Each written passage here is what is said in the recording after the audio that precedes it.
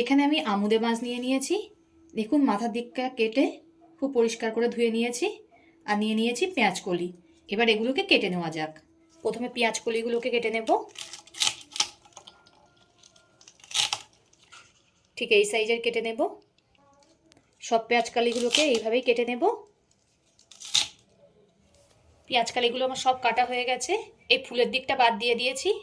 এদিকে আমি শিম নিয়ে নিয়েছি, শিমটাকেও কেটে নেব। শিমের এই শিরাগুলো ফেলে দিতে হবে। এগুলো হালকা করে চাপ দিয়ে টানলেই শিরাগুলো বেরিয়ে আসবে। এইভাবেই সব শিমগুলোকে কেটে নেব। আমার শিম পেঁয়াজ কলি কাটা হয়ে গেছে। এবার আলুগুলোকে কেটে নেব। আমি এখানে ছোট ছোট 3টে আলু দিচ্ছি। প্রথমে আলুগুলোর খোলা ছাড়িয়ে নেব। আলুর খোলা ছাড়ানো হয়ে গেছে। গোটা গোটা করে কেটে নেব। ঠিক এইভাবে আলুর টুকরো করে নেব। শিম পেঁয়াজ কলি আলু কেটে পরিষ্কার করে ধুয়ে নিয়েছি। এবার বাটনাটা করে নেব। 2 চামচ সর্ষে নিয়ে নিলাম। এই চামচের মাপ করে 2 চামচ সর্ষে নিয়ে নিয়েছি। এবার 2টো কাঁচা লঙ্কা নিচ্ছি। আমি শিলনোড়াতেই বাটনা করছি, আপনারা চাইলে মিক্সচারেও বাটতে পারেন। অল্প অল্প জল দিয়ে বাটনাটা করে নেব। শিলনোড়া বাটার মশলা কিন্তু আলাদাই টেস্ট লাগে খেতে, মিক্সিতে পেস্ট করা মশলা থেকে। প্রথমে একবার বেটে নিয়েছি, আর একবার বেটে নেব। আর একবার বেটে নিলে সুন্দর মিহি পেস্ট তৈরি হয়ে যাবে।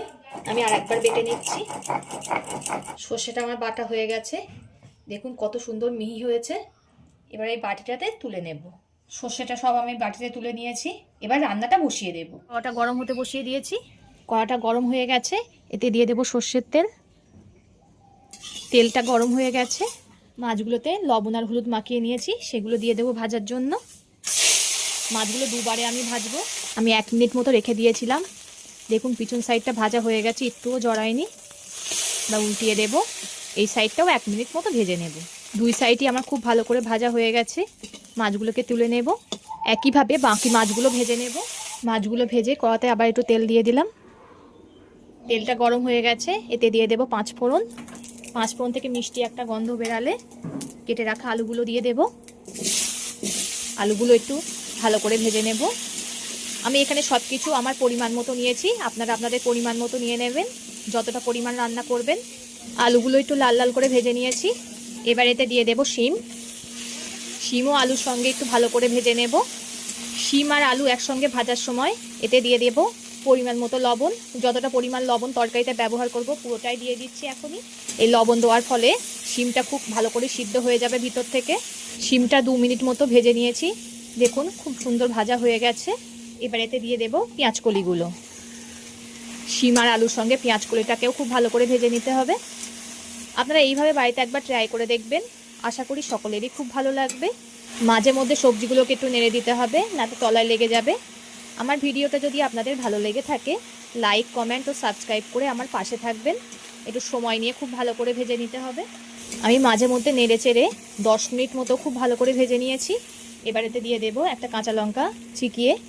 আমি বাটনার সময় 2টো লঙ্কা ব্যবহার করেছিলাম বাটনার সঙ্গে, তাই এখানে একটা লঙ্কা দিলাম। এবার এতে দিয়ে দেব পরিমাণ মতো হলুদ গুঁড়ো। এতে খুব একটা মশলা দিতে হয় না, কিন্তু খেতে দারুণ লাগে। সামান্য কিছু মশলা দিলেই এটা হয়ে যায়। হলুদ গুঁড়ো দিয়ে আমি খুব ভালো করে কষিয়ে নিয়েছি।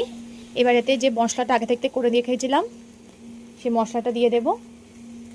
এই সর্ষে বাটাটা দিয়ে খুব একটা বেশি কষাতে হবে না, কিছুক্ষণ কষিয়ে জল ঢেলে দেব। আর কষানো হয়ে গেছে, এবার এতে পরিমাণ মতো জল দিয়ে দেব। এবার ঝোলটাকে ফুটতে দেব।